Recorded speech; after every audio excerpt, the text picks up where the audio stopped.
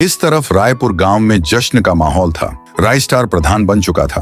हर गली में खुशियों का माहौल था, लेकिन हर मुस्कान सच्ची नहीं होती। उसी रात जब राइस्टार गांव की हर समस्याओं के बारे में सोच रहा था, तभी मुस्कान चुपचाप कमरे से बाहर निकली। उसके चेहरे पर अब वो मासूम चमक नहीं थी, उसकी आंखों में कुछ छुपा हुआ था। वो सीधे गई गांव के पुराने गोदाम में। वहां पहले से कोई उसका इंतजार कर रहा था। काले लिबास में, आंखों में हार की आग, वो था व्हाइट 444। वो वही आदमी था जो चुनाव में राइस्टार से बुरी तरह हारा था, जिसने पैसा लगाया, गुंडे लगाए, लेकिन फिर भी जनता ने उसे ठुकरा दिया। व्हाइट 444 ने ठंडी आवाज में कहा, तो आखिर तुम आ ही गई मुस्कान। मुस्कान ने नजरें झुका ली। मुझे मजबूरी में आना पड़ा।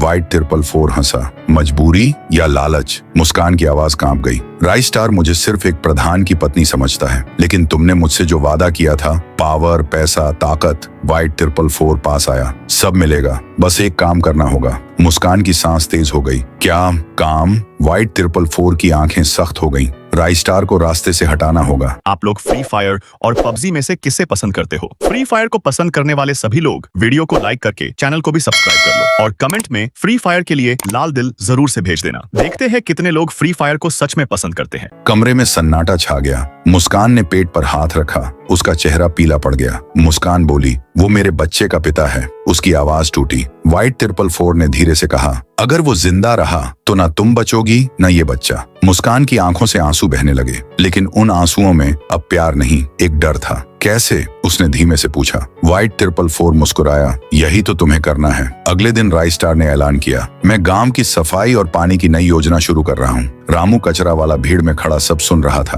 तभी किसी ने उसके कंधे पर हाथ रखा। व्हाइट 444 बदला लेना चाहता है? उसने पूछा। रामू की आंखें चमक उठी। जान दे सकता हूँ। व्हाइट 444 ने मुस्कान की तरफ इशारा किया। तो ये हमारी है। योजना साफ थी। प्रधान की पहली बड़ी मीटिंग नदी के पास है। मुस्कान ही राइस्टार को वहां अकेले बुलाएगी। कहेगी, मुझे अच्छा नहीं लग रहा, डॉक्टर ने यहीं आने को कहा है। राइस्टार भरोसा करेगा, क्योंकि वो मुस्कान से बेइंतहा प्यार करता था। और वहीं रामू पीछे से हमला करेगा। रात को मुस्कान अपने कमरे में बैठी थी। राइस्टार ने उसके बालों में हाथ फेरते हुए कहा, आज तुम कुछ अलग लग रही हो। मुस्कान ने जबरदस्ती मुस्कुरा दिया। थकान है? उसने नजरें चुरा ली। उसके सीने में एक ही सवाल गूंज रहा था, क्या मैं सच में उसे मरने दूंगी? बाहर अंधेरे में व्हाइट 444 की गाड़ी खड़ी थी और रामू के हाथ में लोहे की रॉड। कहानी अब उस मोड़ पर थी जहां एक फैसला कई जिंदगियां बदलने वाला था।